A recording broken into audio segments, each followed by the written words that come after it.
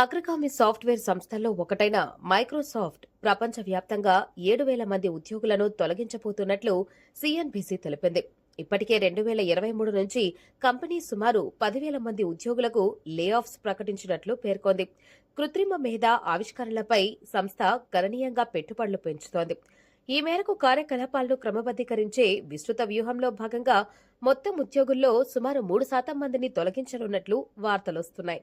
దీనిపై కంపెనీ అధికారికంగా స్పందించలేదు. తక్కువ పనితీరు కనబరుస్తున్న ఉద్యోగులకు ఇటీవల 2 ఆప్షన్లు ఇచ్చేలా మైక్రోసాఫ్ట్ ప్రణాళికలు సిద్ధం చేసింది. ఒకటి పర్ఫార్మెన్స్ ఇంప్రూవ్మెంట్ ప్రోగ్రాం. ఇందులో భాగంగా కఠినమైన లక్ష్యాలను అంగీకరించి అందుకు తగ్గట్టుగా నైపుణ్యాలను మెరుగుపరుచుకుని ఉద్యోగులు వృత్తిపరంగా తమను తాము నిరూపించుకోవాల్సి ఉంటుంది. రెండోది కంపెనీ ఆఫర్ చేసిన ప్యాకేజీని తీసుకుని కంపెనీ నుంచి నిష్క్రమించడం. స్వచ్ఛందంగా వైదొలగాలనుకునే ఉద్యోగులకు కంపెనీ 16 వారాల వేతనాన్ని అందిస్తోంది.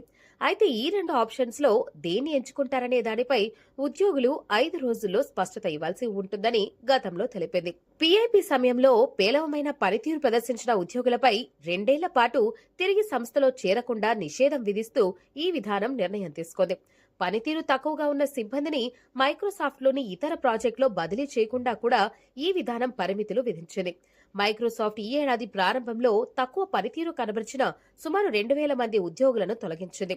ప్రపంచవ్యాప్తంగా స్థిరమైన, పారదర్శకమైన సర్వీసులు అందించడానికి, జవాబుదారీతనం పనితీరును బలోపేతం చేయడానికి ఈ కొత్త చర్యలు రూపొందించినట్లు కంపెనీ ప్రతినిధులు గతంలో తెలిపారు.